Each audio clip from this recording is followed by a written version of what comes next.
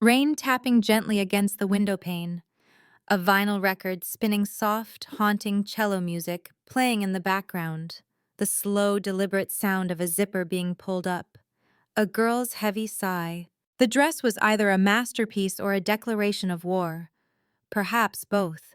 It was silk, the deep, rich color of spilled Merlot, and it clung to my 20-year-old frame like a second skin. The front was deceptively modest, a high neckline that hinted at innocence. But the back was a scandal. It plunged all the way down to the curve of my waist, leaving my spine completely bare to the cool air of the room. And the slit it ran dangerously high up my thigh, threatening to reveal everything with a single misstep. I stood in front of the full-length mirror in my bedroom, smoothing the fabric over my hips. My hands were trembling slightly. "Happy birthday to me," I whispered to my reflection. Tonight was the night. The grand dinner at Le Bernardin. The night Adrian, my guardian, my father's best friend, the man who had taken me in when I was 15 and raised me with a strict hand, was going to introduce me to my future, a suitable boy, from a suitable family, with a safe, boring future. Someone who wasn't him. 3 heavy, authoritative knocks on the oak door. A deep voice resonates through the wood. "Clara, we are late." His voice. It was a deep baritone that seemed to vibrate through the floorboards and settle straight into the pit of my stomach. It was the voice of command, the voice of a man who owned half the city. I took a deep breath, steeling myself. "Come in, Adrian." I called out, my voice steadier than I felt. The door handle turned with a click. Adrian walked in. He was 38, but age had only sharpened him like a blade, honed to perfection. He was tall, broad-shouldered, filling the doorway with his imposing presence. He wore a bespoke black tuxedo that fit him impeccably, screaming old money and power. His dark hair was just beginning to silver at the temples, a touch of frost that made his blue eyes look even colder, even more dangerous. He stopped in the middle of the room. He looked at me. The air in the room seemed to evaporate. His gaze started at my heels, traveled slowly up my legs, paused at the slit, traced the curve of my waist, and finally locked onto my eyes. His jaw tightened. A muscle ticked in his cheek. His hands, hanging by his sides, clenched into fists. He didn't look like a guardian. He didn't look like a father figure. He looked like a wolf who had just found a lamb, wandering outside the pen. "No," he stated flatly. The word was absolute. "No what?" I asked, feigning innocence. I turned around slowly, deliberately, showcasing the open back of the dress. I heard him inhale sharply, a sound of shock and disapproval. "You are not wearing that." I turned back to face him, crossing my arms. "Why not?" "It's my birthday, Adrian. I'm 20 today. I want to look nice for... what's his name? Julian." "It is inappropriate," he growled, stepping further into the room. He closed the distance between us until he was looming over me. "It is too short, too tight. And the back..." He stopped right behind me. He didn't touch me, but I could feel the heat radiating from his body. It was suffocating, intoxicating. "It reveals too much," he finished, his voice rough. "Reveals what..." I challenged him, meeting his gaze in the mirror's reflection. "That I have skin, that I'm a woman now, that I'm not the little girl in braids you picked up from the funeral home 5 years ago." "You are my ward," he hissed, his voice dropping an octave, vibrating with restrained anger. "And as long as you live under my roof, you will dress with dignity. Go change. Put on the blue dress I bought you." "The blue dress makes me look like a nun," I retorted, spinning around to face him. We were chest to chest now. I had to tilt my head back to look at him.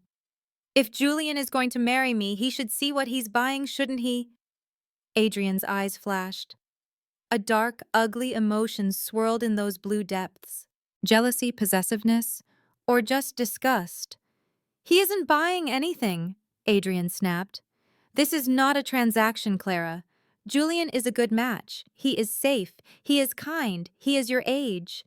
And you... I stepped closer, invading his personal space. I caught his scent, expensive tobacco, aged scotch, and the clean smell of rain. It was the scent of my childhood hero and my adult fantasy. Are you not safe, Adrian? He looked down at me, his pupils dilated. For a terrifying, thrilling second, I thought he was going to snap. I thought he was going to grab me, tear the dress off, and show me exactly how unsafe he could be. I am the most dangerous thing in your life, Clara, he whispered, his voice strained. That is why I am sending you away, to protect you. From who? From me. The confession hung in the air, heavy and loaded. He stepped back abruptly, putting distance between us as if I were a fire, and he was made of gasoline. He adjusted his cufflinks, putting the mask of the cold, indifferent billionaire back on. Put on a coat, he ordered, his voice devoid of emotion. He walked to the door, not looking back. Button it up to your chin. If I see Julian looking at your legs, I will gouge his eyes out with a dessert spoon. He stormed out, leaving the door open. I stood there, my heart pounding a frantic rhythm against my ribs. He was jealous. He was sending me away, marrying me off to some boring boy because he couldn't trust himself around me. A slow smile spread across my lips. He wanted to run away from the temptation. Too bad. I wasn't running away from the danger. I was running straight towards it. The hum of a high-end restaurant, crystal glasses clinking. Low, polite chatter, a waiter pouring wine. The restaurant was magnificent. Crystal chandeliers, velvet chairs, a view of the city skyline. It was perfect and utterly boring. Julian sat across from me. He was 22, blonde, classically handsome, and about as exciting as a glass of lukewarm water. So, Clara, Julian smiled, revealing perfect white teeth. Your uncle tells me you're studying art history. He's not my uncle, I corrected automatically, swirling the red wine in my glass. He's my guardian, and yes, art history. That's nice. Julian nodded enthusiastically. My mother loves art. Maybe you can help her redecorate the lake house next summer. I kicked Adrian under the table, hard. Adrian, sitting at the head of the table like a brooding king, didn't even flinch. He just took a sip of his whiskey, his eyes scanning the room, alert, predatory. He hadn't looked at me once since we sat down. So, sir, Julian addressed Adrian, his voice respectful and slightly fearful. I have the ring ready. It's a family heirloom. With your permission, I'd like to propose next month. Maybe at the charity gala. I choked on my wine. I coughed, grabbing a napkin. Next month, I wheezed. I barely know you. We've met twice. We have time to get to know each other, Julian said, reaching for my hand across the table. His palm was clammy. I pulled my hand away as if he had burned me. I looked at Adrian. Are you hearing this? Are you going to let him do this? Adrian finally looked at me. His expression was unreadable, a wall of stone. It is a sound arrangement, Clara. The merger between our families would be beneficial for everyone. Merger. I stood up. My chair scraped loudly against the parquet floor, drawing the attention of nearby tables. Is that what I am to you? A business asset? A stock option to be traded? Clara, sit down, Adrian commanded, his voice low and threatening. You are making a scene. No, I said, my voice rising. I am not a contract. I am not a child, and I am certainly not marrying this boy. I looked at Julian. He looked horrified. No offense, Julian, I said, my voice dripping with venomous sweetness. But you're not my type. I like men, grown men. I let my eyes flick to Adrian. I held his gaze, challenging him. Men who know what they want, I whispered, and take it. Adrian stood up slowly. He unfolded his large frame, towering over the table. The air in the restaurant seemed to vanish, sucked into the vortex of his anger. "That is enough," he warned. "You haven't seen enough yet." I grabbed my clutch. "I'm leaving. Don't follow me." "Clara!" "Go to hell, Adrian." I turned on my heel and walked out of the restaurant. My coat was unbuttoned, revealing the red dress in all its glory. My hips swayed with every step. I knew he was watching. I could feel his gaze burning a hole between my shoulder blades. I walked out into the cool night air and hailed a taxi. "Where to, miss?" the driver asked. "The Velvet Underground," I said. It was the most notorious nightclub in the city. A place Adrian despised. A place where good girls didn't go. Game on, Adrian. "If you want to protect me, you'll have to come into the dark to find me." Heavy thumping bass music. The sound of glass breaking. Laughter and chaotic chatter. Distant police sirens. The Velvet Underground was a sensory overload. It smelled like cheap tequila sweat and bad decisions. It was loud, crowded, and chaotic. I hated it. Truth be told, I would rather be at home with a hot cocoa and a book. But you can't catch a tiger without bait. And tonight, I was the bait. I stood on the bar counter, my red dress glowing under the strobe lights, a cocktail in my hand. My phone vibrated violently in my clutch. 15. Missed calls from guardian Adrian. I smirked and typed a quick reply. "Busy finding a new husband. Julian was boring. Good night, uncle. XOXO." Then I turned it off. I imagined the vein in his forehead throbbing. The thought made me giggle. A man approached me. He wore an unbuttoned shirt and smelled like synthetic musk. "Hey, beautiful," he shouted over the music. "Nice moves. Want a drink?" I looked down at him from my perch. "Sorry, handsome," I shouted back, smiling sweetly.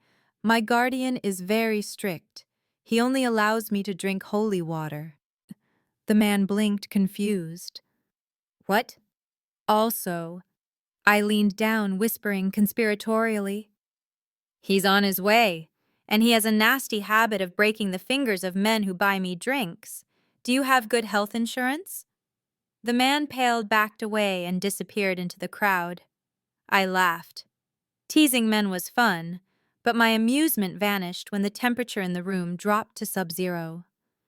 The crowd at the entrance parted like the Red Sea. And there he was, Adrian. He was still wearing his tuxedo from dinner, but the tie was gone and the top button of his shirt was undone. He looked like a fallen angel who had just stormed out of hell to collect a debt. His blue eyes scanned the room like laser beams. They locked onto me, on the bar, with the slit in my dress, and the drink in my hand. He didn't run. He walked. Slowly, deliberately. Every step was a threat. Damn. He looked so dangerous, so possessive, that I almost dropped my glass. I hopped off the bar, intending to disappear into the crowd. "Run, little mouse," I told myself. I weaved through the sweaty bodies, heading for the back exit. But before I could reach the door, a hand of steel clamped around my elbow. I was yanked back, slamming into a hard, solid chest. "Going somewhere!" Adrian's voice rumbled directly above my head, cold enough to freeze my blood. I looked up, batting my eyelashes innocently. "Oh, Uncle Adrian, what a coincidence. Are you here to party? I didn't know you liked EDM. "Shut up," he growled, tightening his grip. "We are leaving, now." "But I'm having fun," I whined deliberately, pressing my body against his.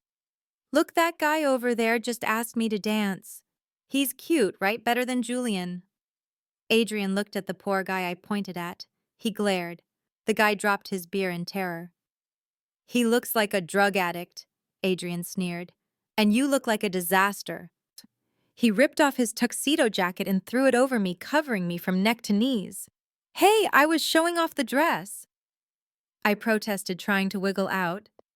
"You've shown enough," he snapped, buttoning the jacket, turning me into a black cocoon. He leaned down face to face with me. "If you say one more word, I will throw you over my shoulder and carry you out." "You wouldn't dare," I challenged, raising an eyebrow. "There are paparazzi outside. The headline tomorrow will be, 'Billionaire Adrian abducts ward from nightclub.'" Corner of Adrian's mouth twitched, a dangerous smirk. "Watch me." And he did. He bent down, wrapped an arm around my thighs, and hoisted me up onto his shoulder like a sack of potatoes. "Ah, Adrian, put me down!" I shrieked, pounding on his broad back. "You're wrinkling my dress. All the blood is rushing to my head." "Good," he said casually, striding towards the exit. "Maybe the blood in your brain will help you think clearly for once." He carried me through the gawking crowd. He marched outside and tossed me into the back seat of his waiting black Maybach. He climbed in after me and slammed the door. "Home," he ordered the driver. The privacy partition slid up, sealing us in the small, intimate space.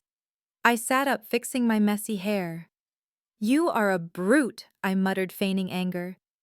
"And a dictator. I'm 20. I have the right to go out." Adrian turned to me. In the flashing streetlights, his eyes were burning. He ripped off his cufflinks and threw them onto the seat. 20 going on 12, he scolded. "What did you text me? Finding a new husband. Do you think marriage is a joke? Do you think setting me up with Julian the boar is serious?" I argued back. He asked me what color curtains I liked. Adrian curtains, while I wanted to talk about other things. "What things?" Adrian narrowed his eyes. I leaned forward, placing a hand on his thigh. I felt his muscle jump under the fabric of his trousers.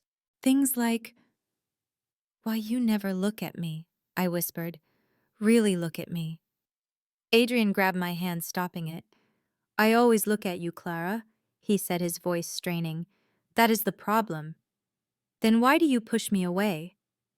"Because—" He leaned in so close our lips almost brushed. "If I keep you, I will ruin you. I will taint your innocence."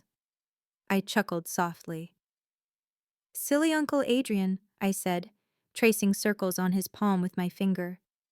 "You think I'm innocent? I read your entire collection of banned books in the library when I was 16. Adrian froze. "What?" "You know, Lady Chatterley's lover, the one with the bookmark on page 105. I winked. It was quite educational. Adrian's face flushed red. For the first time in his life, the cold billionaire looked flustered. "That was for literary research," he stammered. "Of course," I giggled. "Very thorough research." The tension in the car shifted. It wasn't angry anymore. It was charged, flirtatious. Adrian sighed, leaning his head back against the seat, closing his eyes as if praying for patience. "You are God's punishment for my sins," he muttered. "Or your reward," I corrected, resting my head on his shoulder. "Depends on how you look at it." He didn't push me away. He let me lean on him. His hand unconsciously stroked my hair. "You are grounded when we get home," he said, trying to sound stern but failing. "What's the punishment?" I asked, my heart beating faster. "Writing lines, standing in the corner." "I'm cutting your allowance," he threatened. "Oh no!" I gasped dramatically. "Then how will I buy backless dresses to annoy you?" Adrian opened his eyes, looking down at me. There was a glint of amusement in them. "I will burn all those dresses." "Then I'll wear your shirts," I whispered. "Only your shirts." Adrian stiffened. He looked away out the window, but I saw his Adam's apple bob as he swallowed hard. I smiled victoriously. 1-0 for Clara. He was cracking. The ice wall was melting, and I was just getting started. Heavy mahogany door slamming shut, the click of a lock turning, rain hammering against the window panes, pacing footsteps on a thick Persian rug. Clara POV. Adrian's study always smelled of power. It smelled of old leather-bound books, polished wood, and the faint lingering scent of Cuban cigars he smoked when he was stressed. Tonight, the scent of stress was overwhelming. I sat on the edge of his massive oak desk, swinging my legs. I was still wearing the red dress, but I had shrugged off his tuxedo jacket, letting it fall to the floor. A calculated move. Adrian stood by the liquor cabinet, pouring himself a double whiskey. His hand shook slightly, a tremor so faint only I would notice. "Get off my desk, Clara," he commanded, his back to me. "Why?" I asked, leaning back on my hands, arching my back slightly. "Are you afraid I'll scratch the wood?" "I'm afraid you'll scratch the last shred of my patience." He downed the drink in one gulp. He turned around, slamming the glass onto the coaster. "Sit in the chair. We need to talk. Seriously." I hopped off the desk, but instead of taking the guest chair like a good little ward, I walked around the desk. I stopped right in front of him, invading his space. "Talk about what? About Julian, or about how you just kidnapped me from a club like a caveman? About your behavior." He looked down at me, his blue eyes darkening like a stormy sea. "You are deliberately provoking me. You wear this dress, you go to that club. What do you want, Clara?" "I want you," I said simply. No riddles, no metaphors, just the truth. Adrian froze. He stared at me, his lips slightly parted. "You don't know what you're saying," he whispered hoarsely. "I know exactly what I'm saying." I took a step closer until the tips of my heels touched his shoes. "I want you to look at me. I want you to touch me. I want you to kiss me. Not on the forehead like a child, like a woman. I am your guardian." He repeated the words, sounding more like a desperate plea to himself than a reprimand to me. "Your father, he would kill me if he were alive." "My father wanted me to be happy," I countered softly.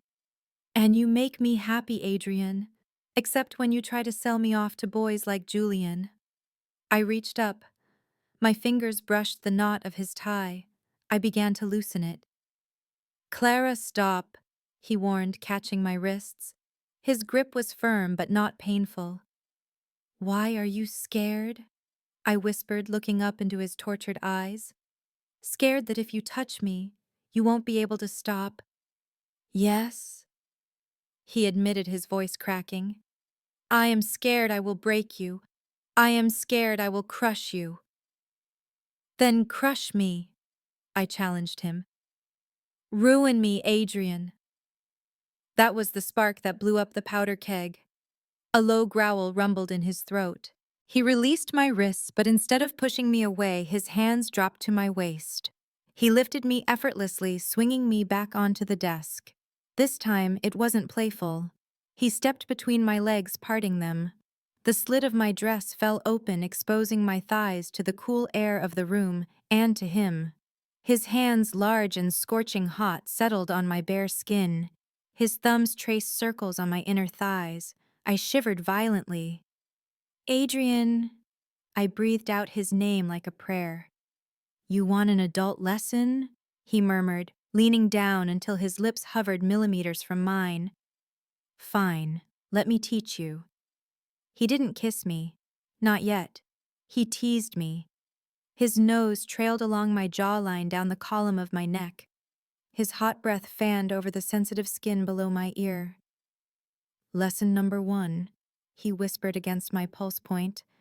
"Never provoke a starving beast unless you intend to be the meal." He nipped at the cord of my neck. "Ah." I moaned, my head falling back, exposing my throat to him. His hands slid higher under the silk of my dress. His fingers grazed my waist, then moved to my back, finding the zipper. "This dress," he muttered, his voice thick with disdain and lust. "It was made to be torn off." Zip. The sound of the zipper sliding down was loud in the silent room. The bodice loosened, slipping off my shoulders, pooling at my waist, revealing my black lace bra. Adrian pulled back slightly to look at me. His gaze was a physical touch burning me. He looked at my chest, my waist, my legs wrapped around him. God, Clara, he groaned. You are beautiful. He didn't call me child. He didn't call me ward. The line was crossed. The bridge was burned. He swooped down and kissed me. The first kiss. It wasn't gentle. It wasn't tentative. It was a collision. It was rough, possessive. It tasted of expensive whiskey tobacco and 10 years of denial. His lips crushed mine, his tongue sweeping into my mouth, demanding absolute submission. He kissed me like a man who had been holding his breath for a decade and finally found air. I wrapped my arms around his neck, tangling my fingers in his thick hair, pulling him closer. I felt the desperation in his kiss. He kissed me as if I were the only thing anchoring him to the earth. His hands on my thighs tightened, leaving marks I would see tomorrow. He pressed his hips against me, letting me feel the hard ridge of his desire through his trousers. Adrian, I gasped when he broke the kiss to breathe. I want more. You will have everything. He promised, his voice a dark rasp. But not here. He lifted me off the desk, my legs still wrapped around him. He carried me across the room to the large, leather Chesterfield sofa. He laid me down, then covered my body with his. His weight was magnificent. It was heavy, grounding, protective. He kissed down my throat to my collarbone. His hand found the curve of my breast, cupping it through the lace. Uncle, Adrian. I whimpered, the old title slipping out in my delirium. Say my name, he commanded, lifting his head to look at me. His blue eyes were black with lust. Just my name. Adrian, I whispered. Adrian. He lowered his head to kiss me again, his hands sliding under the hem of my dress, seeking heat. I held my breath, waiting. But suddenly the sharp, shrill ring of the landline phone cut through the air. Ring, ring. It shattered the moment like a hammer through glass. Adrian froze. He growled a curse word I had never heard him use. He tried to ignore it, burying his face in my neck, but the ringing persisted. Urgent, relentless. Ignore it, I pleaded, pulling his head down. It's the emergency line, he said, panting, his forehead resting against mine. Only security calls this number. Reluctantly, painfully, he pulled away. He stood up, running a hand through his messy hair, trying to regain some semblance of composure. He walked to the desk and snatched the receiver. Speak, he barked. I sat up on the sofa, pulling my dress up to cover my chest. My heart was still hammering against my ribs. My lips were swollen and tingling. I watched Adrian. His back went rigid as he listened. What? He asked, his voice turning into ice. Julian. Where is he? Julian. My failed fiancé. Adrian slammed the phone down. He turned to look at me. The lust in his eyes was gone, replaced by a cold, protective fury. Julian is at the gate, he said. He is drunk, and he is screaming for you. I don't want to see him, I said quickly. He says you promised to go out with him after dinner. Adrian narrowed his eyes. Is that true? No, I was just teasing him. Adrian walked towards me. He looked at my disheveled state, the dress falling off the bruised lips, the flushed skin. He picked up his tuxedo jacket from the floor and tossed it to me. Cover yourself, he said, his voice distant. Adrian, I was wrong, he said, turning away. I should not have touched you. You are too young, and I am your guardian. Don't say that. I stood up, clutching the jacket, running to grab his arm. Just now, that was real. He gently but firmly removed my hand from his arm. Go to bed, Clara. We will talk tomorrow. He walked out of the study, leaving me standing there alone in the dim light. A moment ago, he was a passionate lover. Now he was the cold guardian again.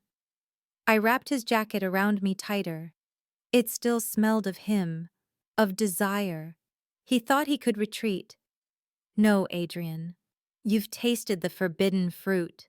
You will never forget the flavor. The monotonous ticking of a grandfather clock. Silverware clinking against porcelain plates. Rain tapping softly against the window. Heavy, oppressive silence. 1 week.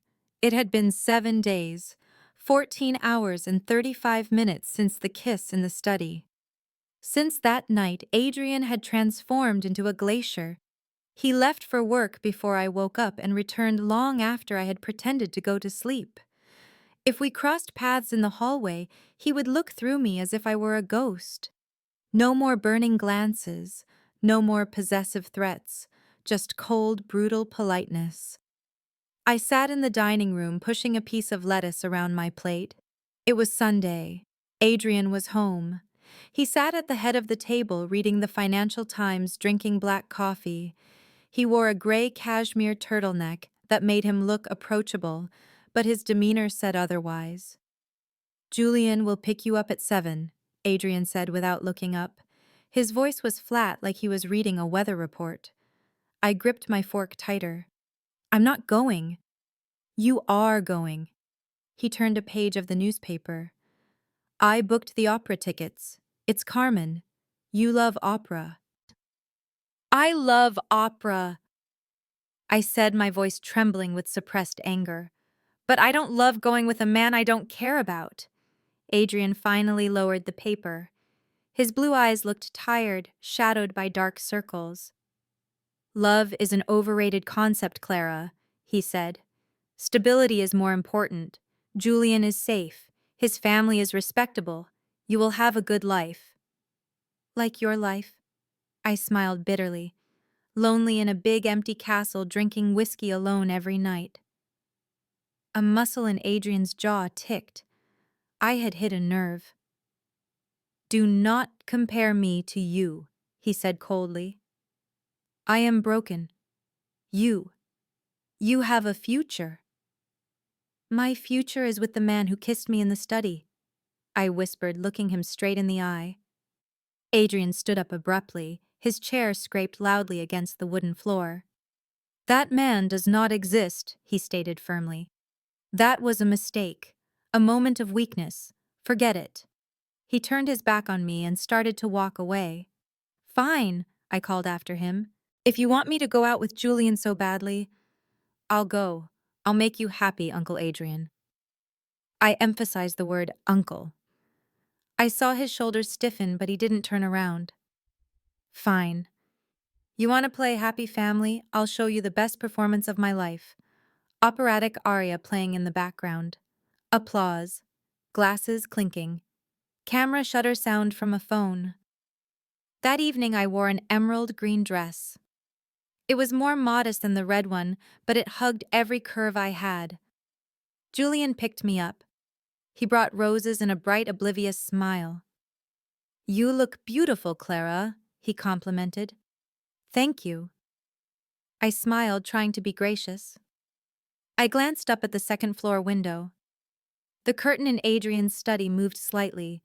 He was watching. Good. I took Julian's arm. I let him open the car door for me. I laughed loudly at his mediocre jokes. Throughout the evening, I played the role of the perfect girlfriend.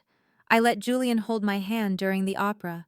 I let him kiss my cheek when we took a selfie. And I posted everything on Instagram. Caption: "Amazing night with the perfect gentleman." 3. I knew Adrian followed my account. He had notifications turned on for all my posts. When we arrived back at the mansion, it was midnight. Julian stopped the car at the gate. "You were different tonight," Julian said, looking at me with hope. "I thought you hated me." "I don't hate you, Julian," I said honestly. "You're a nice guy. It's just, I'm trying to forget a bad guy." "What bad guy?" "Doesn't matter." I shook my head. "Clara." Julian hesitated. "Can I kiss you?" I froze. Kissing Julian. The thought made me nauseous. But then I saw a tall silhouette standing on the second-floor balcony. The red cherry of a cigarette glowed in the darkness. Adrian was there. He was watching. If I kissed Julian, would Adrian snap? Would he storm down and separate us like last time it was a gamble? "Okay," I whispered. Julian leaned in. I closed my eyes, holding my breath. His lips touched mine. It was soft, wet, and completely devoid of spark. No fire? No fireworks. Just skin touching skin. I counted in my head. 1, 2, 3. Adrian didn't appear. No roar, no slamming door, just the silence of the night. I pushed Julian away gently. "Good night, Julian," I said, my voice shaky. "Good night, Clara." He grinned like a fool. I walked into the house. I ran up the stairs. I ran straight to Adrian's room. His door was locked. I pounded on it. "Adrian, open the door." No answer. "I know you saw," I screamed. "Why didn't you stop him? Why did you let him kiss me?" Still silence. I slid down, sitting on the floor outside his door. Hot tears streamed down my face. "You win," I whispered into the crack under the door. "You pushed me away. Are you happy now?" Inside the room, I heard the sound of glass shattering against a wall. A small, muffled sound of rage. He was hurting. I knew it. But his pain wasn't strong enough to conquer his cowardice. 2 days later, Julian's parents threw a cocktail party at their villa to celebrate the progress of the young couple. Adrian was invited. He had to go. He was the guardian. I wore a white dress. I looked like a bride. Or a sacrifice. The party was crowded and suffocating. Julian's parents kept chattering about a summer wedding. Adrian stood in the corner holding a glass of wine, talking to some old business associates. He looked calm, cold, perfect, as if he had never kissed me, as if he had never claimed me. Julian had drunk a bit too much. He wrapped an arm around my waist, pulling me tight against his side. His hands started to wander, sliding down to my hip. "I can't wait for our wedding night," Julian whispered in my ear, his breath smelling of gin. "I'm going to make you happy, Clara. I know what you like." I shivered with revulsion. I tried to pry his hand away. "Julian, you're drunk. People are watching." "Let them watch," Julian chuckled, squeezing my backside firmly. "You're my fiancé." I looked across the room at Adrian. He was watching us. The wine glass in his hand. It was cracking. I saw the spiderweb fractures spreading across the crystal. His knuckles were white from the force of his grip. His eyes had gone black, two voids of darkness. He wasn't listening to the old man anymore. His entire focus was laser-locked on Julian's dirty hand on my body. Julian leaned down, trying to nuzzle my neck. "Get off!" I pushed him. "Come on, don't play innocent!" Julian snapped, grabbing my arm roughly. "You kissed me the other night. Why play hard to get now?" He yanked me closer aggressively. Smash! The sound of shattering glass cut through the chatter. The room went silent. Adrian had thrown his wine glass against the wall. Red wine dripped down the wallpaper like blood. He walked towards us. No, he didn't walk. He stalked towards us like a storm. Guests scrambled out of his way, terrified by the murderous aura radiating from him. Julian released me, confused. "Mr. Adrian, is something wrong?" Adrian didn't say a word. He threw a punch, a vicious right hook. Crack! The sound of bone hitting bone was sickening. Julian flew backward, crashing into a buffet table, sending a tower of champagne glasses shattering to the floor. The room screamed. Adrian didn't stop. He grabbed Julian by the collar, hauling him up. "What did I tell you, boy?" Adrian roared, his voice booming off the walls. "I told you to respect her. You dare touch her with those filthy hands." I'm sorry." Julian stammered, blood gushing from his nose. "Sorry won't save you." Adrian raised his fist again. Adrian, stop! I threw myself at him, grabbing his arm. You'll kill him! Stop it! Adrian turned to look at me. His eyes, they were filled with madness and excruciating pain. He touched you, he panted. He scared you. I'm fine, I cried, stroking his tense bicep. Please, everyone is watching. You're ruining your reputation. Adrian looked around the room, the fearful, judging eyes. He dropped Julian. The boy fell to the floor like a sack of wet laundry. Adrian straightened his jacket. He took my hand. His knuckles were bruised and bloody. Let's go, he said. We're going home. But the party, Julian's father stammered. The party is over, Adrian declared coldly. And the engagement is over. If any of you dare come near Clara again, I won't use my fists. I will use a gun. He dragged me out of the villa. He shoved me into his car. He didn't call the driver. He drove himself. The car tore through the night at breakneck speed. Neither of us spoke. But I knew this time there was no turning back. Adrian had publicly assaulted a man for me. He had shattered the mask of the perfect guardian. The beast was out of the cage, and I was both terrified and thrilled. Tires screeching on wet pavement, rain pouring down, fearful ragged breathing, the ripping sound of duct tape. I woke up in darkness. My head throbbed with a dull ache. My mouth was taped shut. My wrists and ankles were bound tightly to an old wooden chair. The smell of mold and gasoline filled my nose. I was somewhere industrial, an abandoned warehouse perhaps. Awake, princess! A familiar voice echoed from the shadows. Julian. He stepped into the dim light of a single hanging bulb. His face was a mess, swollen, bruised purple, Adrian's handiwork. He held a fruit knife, twirling it casually. You think you can humiliate me in front of the whole city and just walk away? Julian hissed, leaning close to my face. You and that old man. Do you think I'm a clown? I tried to scream, but only muffled whimpers escaped the tape. Don't worry. Julian laughed maniacally. I already texted him. I told him to come alone.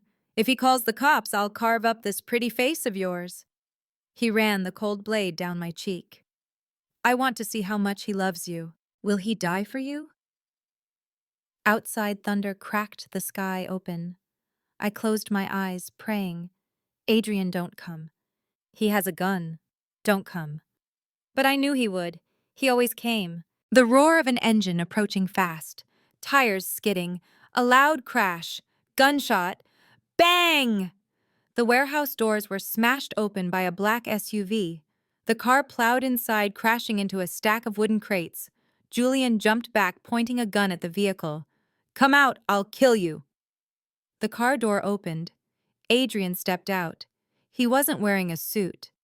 He wore a tactical vest over a black shirt, a silenced pistol in his hand. The rain lashed at his face, soaking his hair. He looked terrifyingly calm. Let her go, Adrian said, his voice low, reverberating through the cavernous space. You really came alone? Julian sneered, his hand shaking as he aimed the gun at my head. Drop the gun, or I blow her brains out. Adrian looked at me. His eyes locked onto mine. In that moment, time suspended. He sent me a silent message. Trust me. He slowly crouched down, placing his gun on the cold concrete floor. He raised both hands. Okay, Adrian said. I'm unarmed. Now release her. You want money, right? I can transfer $10 million right now. I don't want money, Julian screamed. I want you on your knees. I want you to beg. Adrian didn't hesitate. The proudest man on earth, the man who bowed to no one, slowly lowered himself to his knees on the dirty floor. I beg you, Adrian said, enunciating every word. Please, do not hurt her. My heart shattered. I sobbed, tears soaking the tape on my mouth. Julian laughed in delight. Look at you, pathetic, the great Adrian kneeling like a dog. He got distracted. Just for a second. He turned his head to gloat at Adrian. That was all Adrian needed. He pulled a throwing knife from his sleeve and launched it. Thwack! The knife buried itself in Julian's gun shoulder. Julian screamed, dropping the gun. Adrian lunged like a panther.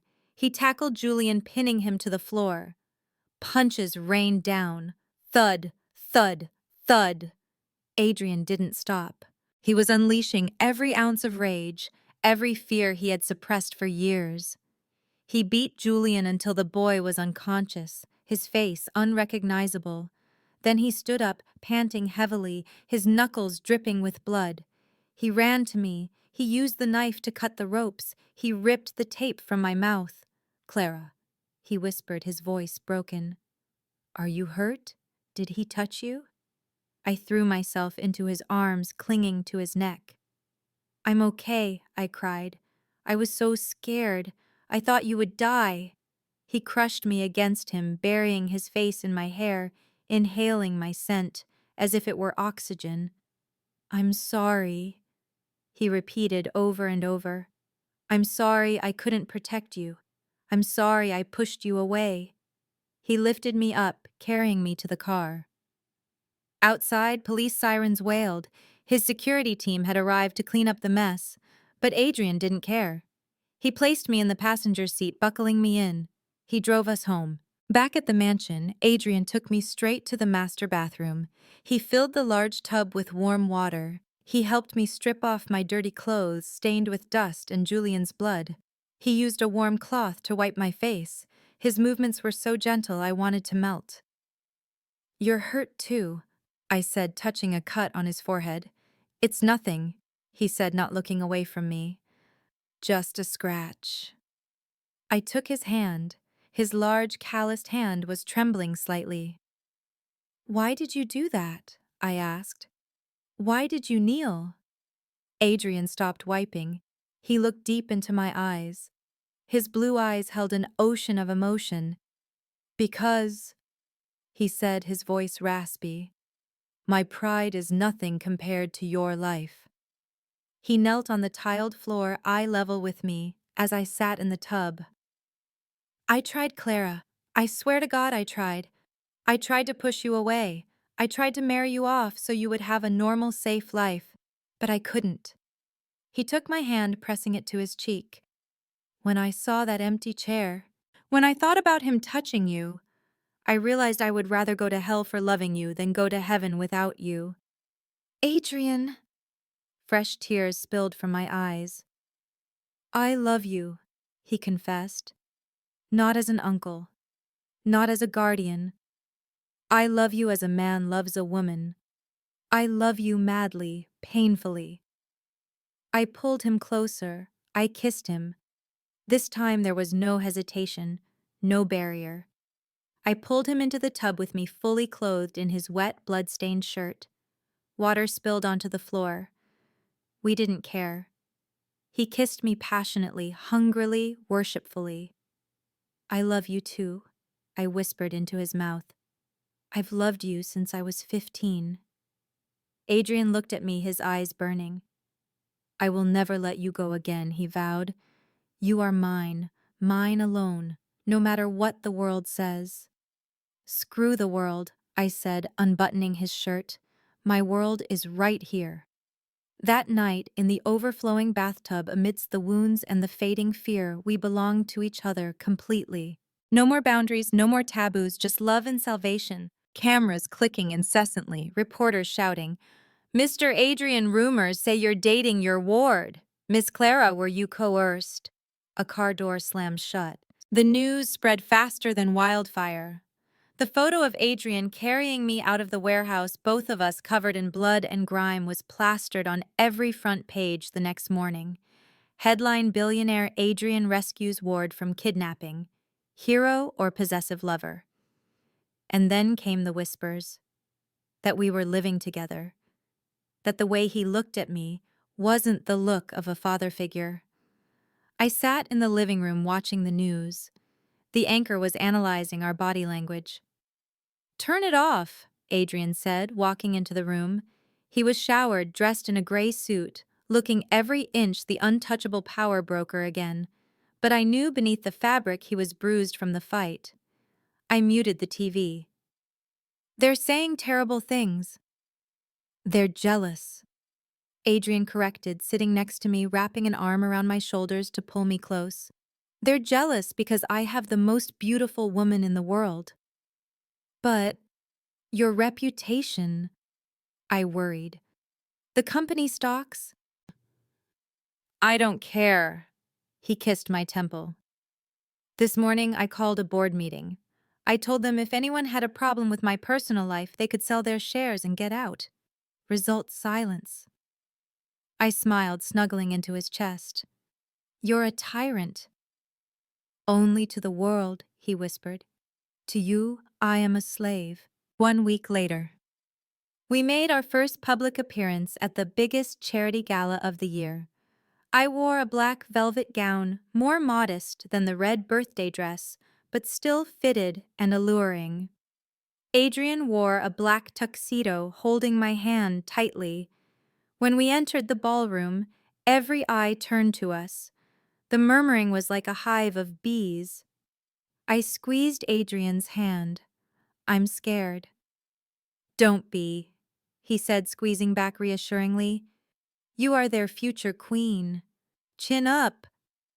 An older woman, Mrs. Watson, a senator's wife known for her gossip, approached us. Oh, Adrian, she said, her voice dripping with fake sweetness. And little Clara, I heard you went through something dreadful.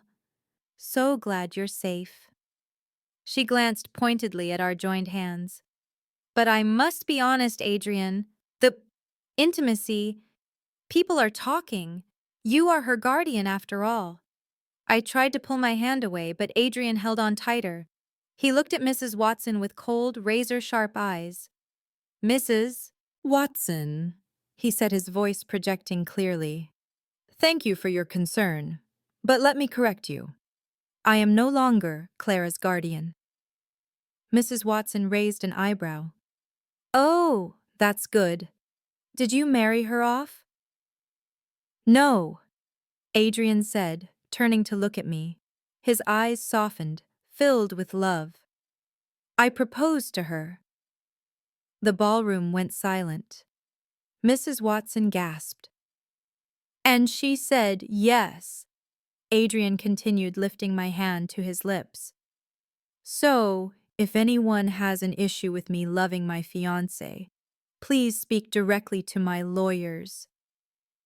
He turned to me, smiling radiantly. Dance with me, future wife. I nodded, happy tears filling my eyes. He led me to the dance floor. To the sound of a waltz, we spun, leaving the world behind. He didn't need to kneel. He didn't need a diamond ring, though I knew he had a massive one at home. He just needed to claim me before the world. It was the perfect proposal. 1 month later. We married in a small chapel in Italy where my parents had wed. Just a few close friends and family. No press, no noise. I wore a simple white lace dress, holding a bouquet of wildflowers. Adrian stood at the altar looking at me as if I were the only miracle in his life. When the priest pronounced us husband and wife, Adrian kissed me with such passion that the priest cleared his throat. After the wedding, we moved to a villa on Lake Como, away from the city noise. Our life was peaceful but never boring. Adrian was still a jealous, possessive man. He didn't like me wearing short skirts in public, didn't like me smiling at the gelato seller, but I knew how to handle him. Just a kiss, a touch, or a heated night, and the lion turned into a purring cat in my hands, waves lapping against the lake shore, birds singing, laughter. I was painting by the lake when Adrian walked up. He held 2 glasses of wine. He sat next to me, admiring the canvas. You paint beautifully, he praised. Thanks. I smiled. The model is even better. The painting was of Adrian sleeping. He looked peaceful, younger, free of worry lines. Do you regret it? I asked suddenly. Trading your reputation for me? Adrian set the wine down. He pulled me into his lap. Reputation is fleeting, Clara, he said. You are forever. I would rather be scorned by the world than live one day without you. He leaned down and kissed me. The kiss tasted of wine and happiness. And one more thing, he whispered in my ear, his hand sliding to my stomach. I think we should start thinking about expanding the family. I blushed. You mean a dog? I mean a baby. He chuckled, eyes twinkling.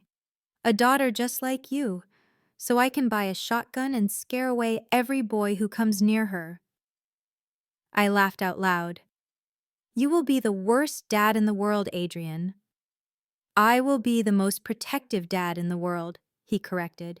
The sun set over Lake Como, painting the water red. I rested my head on the shoulder of the man I loved, my guardian, my husband, and the future father of my children. Life might be full of rules and judgments, but our love had broken them all, and that was the sweetest victory.